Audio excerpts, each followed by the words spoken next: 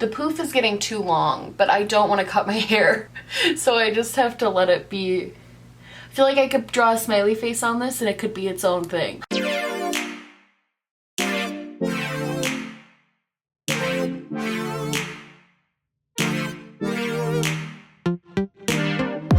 Hi friends, hello, hi, how are you? I hope you guys are having an amazing day today. I'm doing really well. Had a busy day at school. It's my last week of classes. I'm very excited. And we are just doing a tutorial Tuesday. I love these. I love Tutorial Tuesdays. I know they're not everyone's favorite. Believe me, I've seen your rude comments. But I know a lot of you guys like these videos. And this one I'm really excited about because I kind of want to do a like, is it worth it style situation, and that is with the Natasha Denona gold palette. I just blinded you guys, I'm sorry. This is the Natasha Denona gold palette. Wow, beautiful. So I've been using this all week. This is what she looks like. Super, super, super pretty. This is actually the second Natasha Denona palette that I've been gifted. The first one was from my aunt. I got the Sunset palette a couple Christmases ago, and this was actually sent to me for my birthday from one of you guys, and thank you. I literally cried when I got this. I'm very excited about this palette. I've used this a little bit since I received it for my birthday, but I wanted to do a whole week dedicated to it. Just try to use it all week. I know that the Natasha Denona palettes are very expensive. They are $129. It's a hefty price tag. So if you guys haven't watched a Tutorial Tuesday before, this is basically where I do a tutorial. I usually tell a story or two. Sometimes the look turns out great, sometimes it doesn't. Today we're gonna play around with some blue, so that's gonna be fascinating. And yeah, let's just zoom you guys in up close and personal and get right into it. Hello. Hi. So this is the palette. Beautiful. The packaging on this is so pretty. I do have the Sunset palette and the packaging is similar to this, but it's not a metallic shiny gold. It's more of a matte, like leathery gold, if that makes sense. It still has this little flappy thing on the inside, which I'm not like the biggest fan of, those little flappy things. I know in her more recent palette she's taken them out, and she has like a new design for her palettes now too. I know there's like a Biba, so what it's called, the Biba palette. That one is a little bit different to these ones. It's more like the Tropic palettes. First of all, before I even start talking about the palette, I'm gonna do something very different than what I normally do today, and I'm gonna be trying out a new technique. I don't know how this new technique is gonna go for me, and I'm a little nervous, and if it really sucks, I've decided I'm just gonna take off the makeup and try again, but I really wanna try it. So I love the blue shades that are in here. I think they look gorgeous. And so what I kind of want to do is I kind of want to start by patting this blue all over my lid, really dark and kind of smoky, and then smoke it out with these other colors. So start with the darkest color and go to the brightest color. Normally I start with the lightest color and then go down to the darkest color. I've been seeing on Twitter that this method is actually really effective, starting with a darker and going to a lighter, and it actually looks really pretty when done right. I've never really done it before, so we're kind of trying something new. I wanted to do something a little bit crazier and different than I normally would have because this palette is a very basic palette. It's definitely a neutral palette. It's beautiful, but it's still like a neutral palette. I'm gonna go in with this blue shade, which is called Python. It's blue, and I'm literally just going to like pack it all over just my lid. Like that's kind of my plan. I'm a little nervous. So as I do this very risky thing, I'm gonna talk to you guys. I have to say, I own the Sunset palette, and while I like the Sunset palette, I far prefer this palette to the Sunset palette. The Sunset palette, while pretty, can be very easily duped. The shimmer shades in there are beautiful, but they're nothing ridiculously amazing. Like they're nothing that you can't find elsewhere. They're like gold shimmers, like you can find them other places. So they're nothing crazy. This palette reminds me a lot more of like a Pat McGrath palette, if that makes sense. Like the shimmer shades in this palette specifically, a lot of them are just so transformative and like beautiful, so breathtaking and duochromy and have like different shifts to them, similarly to how I feel Pat McGrath shadows perform. which is cool because up until I got this palette, I had always felt like Pat McGrath was the superior. And now I honestly, if she has other palettes that perform like this, I see them more as kind of equals. The reason, because I got I have the Mothership 5 palette from Pat McGrath.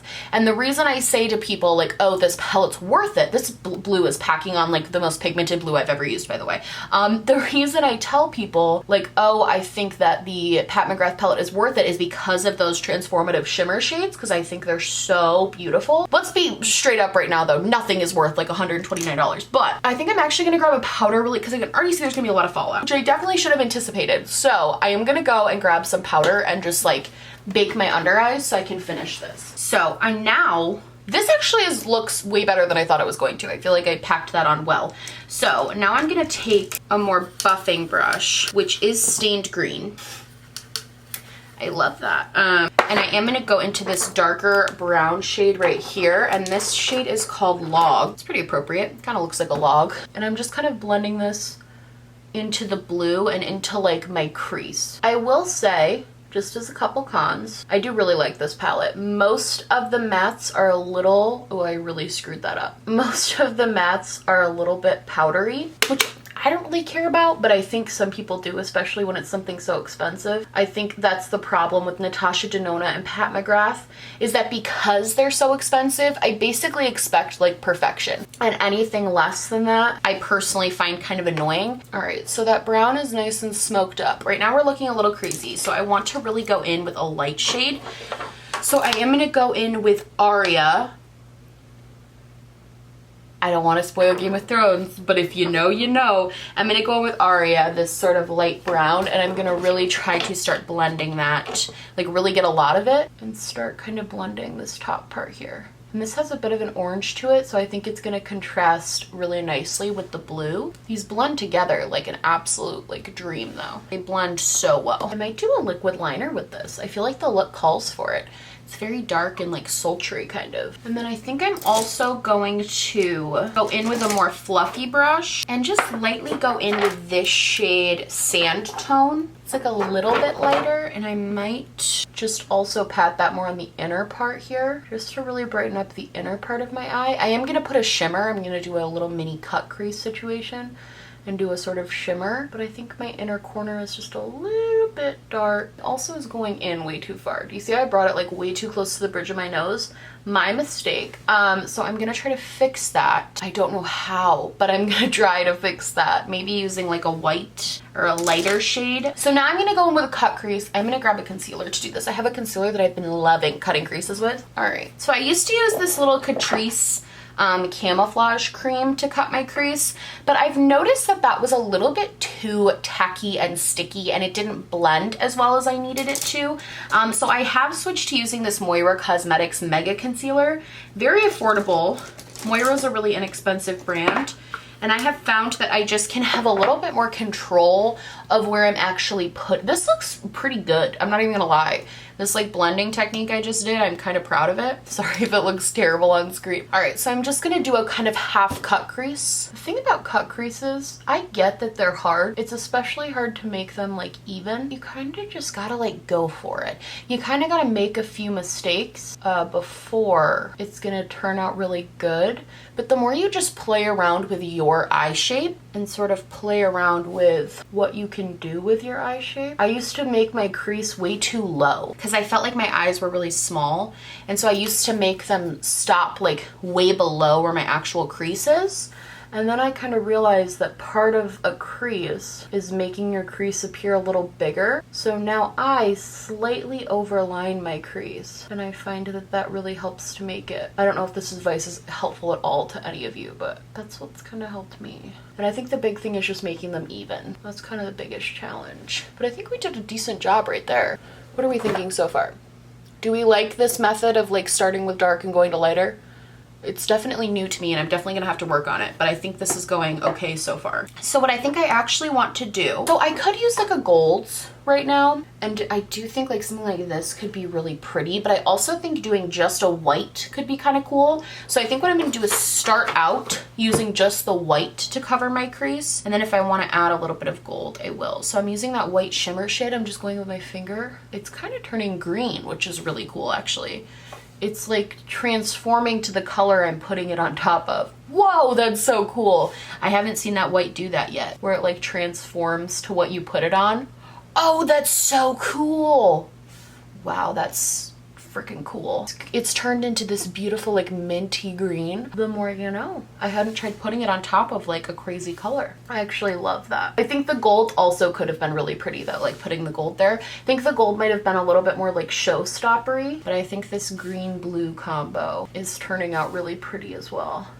This is what I'm saying about it being like Pat McGrath level. Like look at how transformative just that white shimmer is. I just find that to be so transformative and beautiful. I am gonna go in with the blue shimmer shade, and this is in the shade Aurora. A little Sleeping Beauty action. And I'm gonna take just a different finger, lightly dab into that, and then just mesh the matte blue and this more white color together. Just make a transition for those two because I want them to transition well. These shades are performing so easily. I think that's the thing about Natasha Denona. You don't really have to work for it like at all, which is nice. Now, is it $129 nice? I don't think so, but I do think that that's really pretty. And then I do want to go in again with that fluffy brush and go into this shade again, Sandline, and kind of just blend that into the crease again, just to make it a little less dark and a little bit more of a brownie. Because while I think the dark looks nice, it is a little intense. Wow, that's beautiful. Actually, really love how this looks. Let me wipe away the bait. Okay, so just nitpicking myself. I did go a little bit overboard on this side where I blended a little too far kind of out. You see where here it has a nice kind of fade. Right here, it's really harshly blended. I did try to fix that, but unfortunately sometimes when you go too far out, the only way to fix it is like using a makeup wipe, and I just don't really feel like doing that. I also feel like I did go a little too far inward here, where like on the bridge of my nose you can see I have shadow, and I don't love that. But I think what I'm gonna do to kind of remedy that is take just a teeny tiny brush, very small, and I think I'm gonna go into maybe just this gold. This isn't like a metallic-y shimmer, it's more of just a regular gold shimmer, and I think I'm just gonna do a hint of gold on the inner corner. Oh crap. Okay, so we're gonna spray the brush because that gold was flaky. She didn't want to stay there, and I think that's just going to brighten everything a little bit. Also kind of pull a cool contrast between the green. Yeah, I like that. Lower lash line. So, and I think I'm gonna keep the lower lash line pretty simple. I think I'm just going to use maybe the browns. I don't think I'm even gonna use the blue. I think I'm just gonna use the browns. I think I'm gonna use mix probably this brown and this brown together, which low-key, very subtle differences between those. And I'm gonna dip into that dark brown shade, this one right here. And I'm just going to blend that into my outer corner. And I think we'll call that done. So I'm gonna throw on lashes and also throw on mascara and a lipstick, and then we will be back for the final look and final thoughts on the palette. Okay, so one more thing I wanted to add really quick, and I wanted to do it on camera so you guys could see it because it has to do with the eyeshadow look. But I do want to add just a little bit of a like brow highlight situation. So I did kind of want to go in with the white shade again and just really lightly dust that so it gets a little bit of light to this part of the eye. All right, so that is the look. If you guys, I guess we'll do like a little montage so you guys can see up close kind of what we're working with. I definitely think there were some mistakes that were made while I was doing this look, and I think there's definitely room for improvement when it comes to doing this type of style of a little bit more dark and smoky and just playing with dark colors in general. It's definitely out of my comfort zone, but I think this is a pretty good first attempt. I don't think I totally screwed it up. I think it could be better, but it also could be worse. So we're gonna do a close-up really quick, and then I will zoom you guys out.